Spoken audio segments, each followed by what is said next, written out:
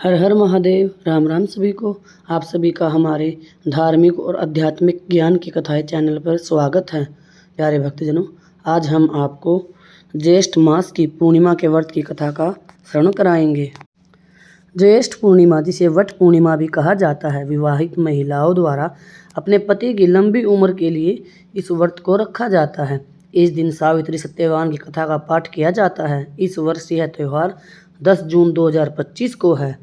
पूर्णिमा, जिसे वट पूर्णिमा भी कहा जाता है, ज्येष्ठ के चंद्र महीने में पूर्णिमा का दिन है, जो परिवार की दीर्घायु, पूर्वजों की याद और भगवान विष्णु और देवी लक्ष्मी की पूजा के लिए समर्पित है। विवाहित महिलाएं अक्सर अपने पति की सलामती के लिए यह व्रत रखती हैं और बरगद के पेड़ के नीचे विशेष अनुष्ठान करती हैं। इस वर्ष ज्येष्ठ मास पूर्णिमा 10 जून 2025 को है।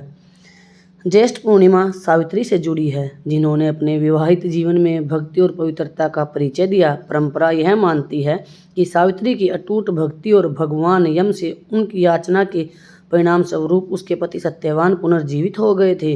विवाहित महिलाएं अपने पति की लंबी उम्र और सुखी वैवाहिक जीवन के लिए आशीर्वाद प्राप्त करने की आशा से इस दिन ब्रह्मा, सावित्री, यम, नारद और सत्यवान की पूजा करती हैं। ऐसा माना जाता है कि ज्येष्ठ पूर्णिमा मनाने के कई फायदे होते हैं।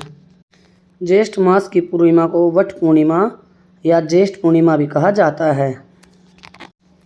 पुरानी कथा के अनुसार सावित्री एक राजकुमारी थी। वह बहुत ही बुद्धिमान, साहसी और धर्मपरायण थी। उसने अपने तपस्वी जीवन जीने वाले सत्यवान को पति चुना, लेकिन नारद मुनि ने सावित्री को बताया कि सत्यवान अल्पायु है और 1 साल के भीतर उसकी मृत्यु हो जाएगी। फिर भी सावित्री अपने निर्णय पर अडिग रही और सत्यवान से विवाह कर लिया। सावित्री ने अपने पति के साथ वन में रहना शुरू किया। जब मृत्यु का दिन आया, सत्यवान लकड़ी काटने के लिए जंगल गया और वहीं गिर पड़ा। यमराज उसकी आत्मा लेने आए, लेकिन सावित्री ने यमराज का पीछा किया और उनसे धर्म की बातें करते हुए उनका दिल जीत लिया। यमराज ने उनकी भक्ति और अपने पति के प्रति प्रेम को देखकर उसे 3 वरदान मांगने को कहा।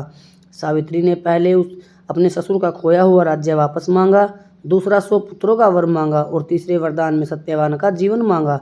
यमराज वचन से बंधे थे, इसलिए उन्होंने सत्यवान को जीवन दान दे दिया। इस तरह सावित्री की बुद्धिमता, प्रेम और तप से सत्यवान को नया जीवन मिला। तभी से स्त्रियां इस दिन व्रत रखकर सावित्री जैसी नारी बनने की प्रेरणा लेती हैं और अपने पति की लंबी उम्र की कामना करती हैं। हे भगवान, जिस प्रकार आपने सत्यवान और सावित्री पर कृपा की और उसके सुहाग की लंबी आयु दी, उसी प्रकार व्रत की कथा सुनने वाले, कहने वाले और पढ़ने वाले सभी श्रोताओं के पतियों की आयु को लंबी करे और उनके घर में सुख, शांति और समृद्धि के भंडारे भर दे। हर हर महादेव। जय श्री राम। अगर आपको कथा अच्छी लगे तो चैनल को सब्सक्राइब, लाइक करना,